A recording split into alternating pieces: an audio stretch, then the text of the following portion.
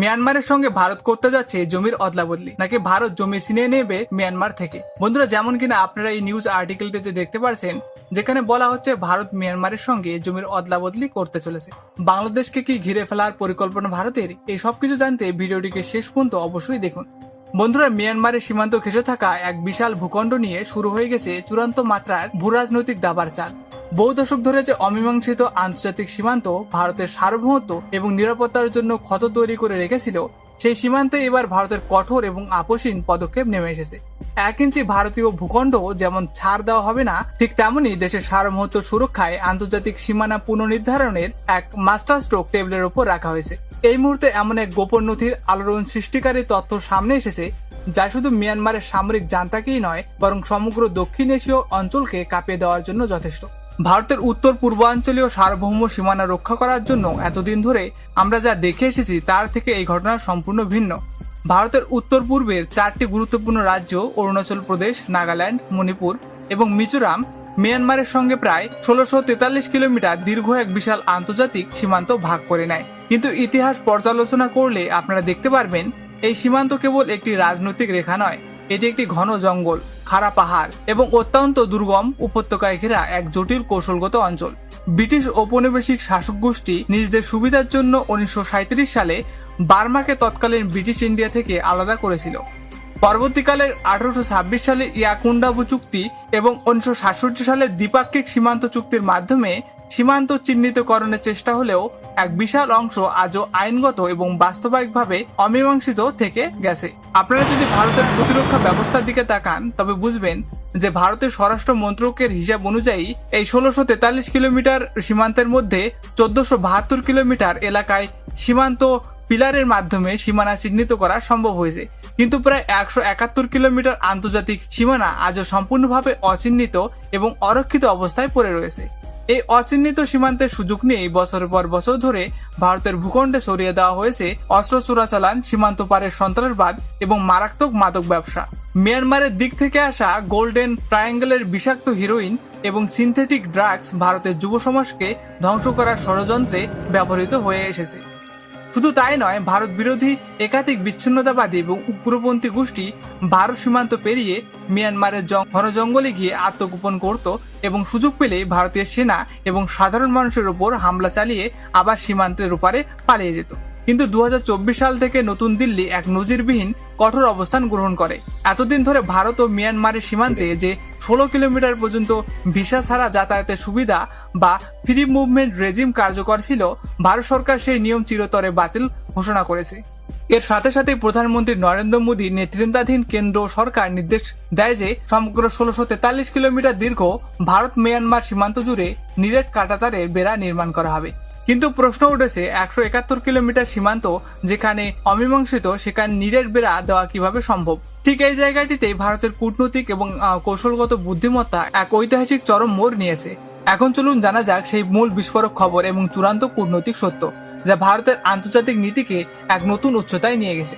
অত্যন্ত নির্ভরযোগ্য আন্তর্জাতিক প্রতিবেদন এবং নথি মারফত ফাঁস হয়েছে যে ভারত এবং মিয়ানমারের আন্তর্জাতিক সীমানায় এক বিশেষ অমীমাংসিত অংশ সুরাহা করার জন্য একটি কৌশলগত সীমান্ত পুনর্নির্মাণ বা ল্যান্ড সোয়াপ প্রপোজাল নিয়ে কাজ শুরু হয়ে গেছে। বিশেষ করে মণিপুরের চান্দেল জেলার অবস্থিত আন্তর্জাতিক সীমান্ত পিয়ারের বাউন্ডারি পিলার 65 থেকে 68 পর্যন্ত দীর্ঘ 2.8 কিলোমিটার সীমান্ত এলাকায় এই সমন্বয় সাধন সম্পূর্ণ হতে চলেছে।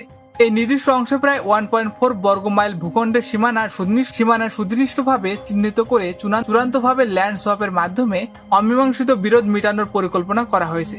এই চালনাকর প্রতিবেদনটি প্রকাশ্যে আসতেই যখন কূটনৈতিক মহল উত্তাল হয়ে ওঠে, ঠিক তখনই নতুন দিল্লিতে আয়োজিত প্রেস ব্রিফিংয়ে ভারতের পররাষ্ট্র মন্ত্রণালয়ের সরকারি মুখপাত্র রণধীর জয়সওয়াল বিষয়টি সত্যতা স্পষ্টভাবে স্বীকার করে নেয়। গোটা বিশ্ব এবং সাংবাদিকের উদ্দেশ্যে পররাষ্ট্র মন্ত্রণালয়ের মুখপাত্র রণধীর জয়সওয়াল হুবহু যা বলেছেন তা শুনেনি। There are certain areas on the border which are yet to be settled. Discussions on those sector are ongoing. অর্থাৎ ভারতের বিদেশ মন্ত্রক জনঘোলা না করে অত্যন্ত পরিষ্কার ভাষায় নিশ্চিন্ত করেন যে মিয়ানমার সীমান্তে অমীমাংসিত অংশগুলোতে সার্বভৌম কর্তৃক প্রতিষ্ঠা এবং সীমান্ত চূড়ান্ত করার আলোচনা পুরোদমে চলছে। অনেকের মনে প্রশ্ন জাগতে পারে যে ল্যান্ড সোয়াপ বা ভূখণ্ড অচলকরণের এই প্রযুক্তিগত বা কৌশলগত শব্দটির অর্থ কি। সাধারণ মানুষের বোঝার সুবিধার জন্য একটি সহজ উদাহরণ দেওয়া যাক। ধরা যাক দুটি প্রতিবেশী পরিবারের জমির মাঝখানে আঁকাবাঁকা বা অস্পষ্ট একটি আল রয়েছে, যার কারণে প্রতিনিয়ত সীমানা নিয়ে ঝামেলা হয় এবং দুই পক্ষই সঠিক বেড়া দিতে পারে না।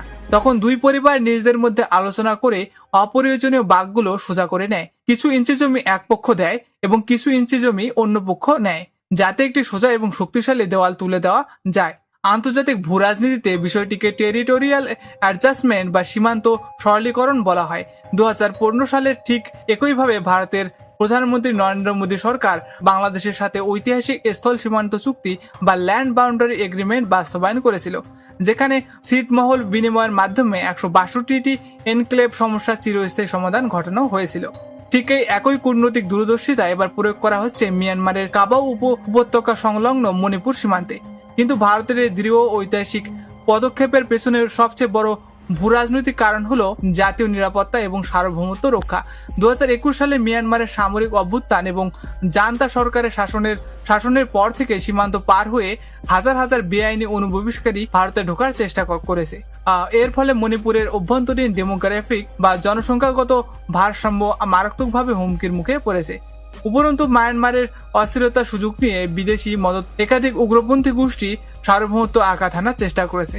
ভারত সরকার ভালো করেই জানেন যে সীমান্ত যদি সম্পূর্ণরূপে সিল বা কাঁটাতার দিয়ে আবদ্ধ না করা হয় তবে এই রক্তক্ষরণ বন্ধ হবে না। আর কাঁটাতার দেওয়ার পূর্বশর্ত হলো সীমান্ত পিলারে সুনির্দিষ্ট আইনগত অবস্থান। তাই ভারত সরকার কোনো প্রকার অযথা বিলম্ব না করে মিয়ানমারের জান্তা সরকারের ওপর কূটনৈতিক চাপ সৃষ্টি করে অমীমাংসিত 2.8 কিলোমিটার সীমান্তকে সম্পূর্ণ আন্তর্জাতিক আইনি সুরক্ষার আওতায় নিয়ে আসছে। ভারতের এই আগ্রাসী এবং স্পষ্ট কূটনৈতিক বার্তা প্রমাণ করে যে বিশ্বমঞ্চে আজকের ভারত আর কোনো দুর্বল বা দ্বিধাগ্রস্ত রাষ্ট্র নয়। তবে এই প্রক্রিয়ায় মণিপুরে স্থানীয় কিছু নাগরিক গোষ্ঠী এবং সংগঠন যেমন কোকোমি নিজেদের ঐতিহাসিক আবেগ থেকে উদ্বেগের কথা জানিয়েছেন। তারা মনে করে মণিপুরের 1 ইঞ্চি জমিও যেন কোনো বিদেশি রাষ্ট্রের হাতে না যায়। ঐতিহাসিক সত্য হলো 1949 সালে ভারতের অঙ্গীভূত হওয়ার আগেই ঐতিহাসিক কাবা উপত্যকা নিয়ে একটি আবেগঘটিত বিতর্ক ছিল, কিন্তু কেন্দ্রীয় সরকার অত্যন্ত স্পষ্ট করে দিয়েছে যে এই সীমানা পুনর্নির্ধারণের মূল উদ্দেশ্যে কোনো ভূখণ্ড হারানো নয়, বরং ভারতের ভূখণ্ডকে অনুপ্রবেশকারী এবং শত্রুমুক্ত করে চিরতর নিরাপদ সীমানা প্রাচীর তৈরি করা। তাছাড়া কৌশলগত দৃষ্টিকোণ থেকে মিয়ানমার ভারতের জন্য অত্যন্ত গুরুত্বপূর্ণ। ভারতের অ্যাক্ট ইস্ট পলিসির প্রধান প্রবেশদ্বার হলো মিয়ানমার। ভারত যে Kaladan multi modal transit transport project এবং ইন্ডিয়া মায়ানমার থাইল্যান্ড ট্রাইলেটারাল হাওয়াই গড়ে তুলেছে তা সফল করতে হলে সীমান্ত এলাকায় দীর্ঘস্থায়ী শান্তি এবং কঠোর নিরাপত্তা নিশ্চিত করা ব্যতি রেখে অন্য কোনো বিকল্প নেই। ভারত একদিকে যেমন উন্নয়নমূলক অবকাঠামো তৈরি করেছে, অন্যদিকে দেশের নিরাপত্তা বিন্দুমাত্র ছাড় না দিয়ে সীমান্তকে এক সুরক্ষিত দুর্গে পরিণত করেছে। একজন ভূ রাজনৈতিক বিশ্লেষক হিসেবে আমি মনে করি ভারত সরকার মিয়ানমারের সীমান্তে যে সাহসী এবং বাস্তবসম্মত পদক্ষেপ গ্রহণ করেছে তা ভবিষ্যৎ সুরক্ষার ভিত্তিপ্রস্তর স্থাপন করেছে। বছর পর বছর ধরে চরম কূটনৈতিক নীতি অনুসরণ করার কারণে ভারত তার সীমান্তবর্তী অঞ্চলে বহু নিরাপত্তার ঝুঁকি বহন করে।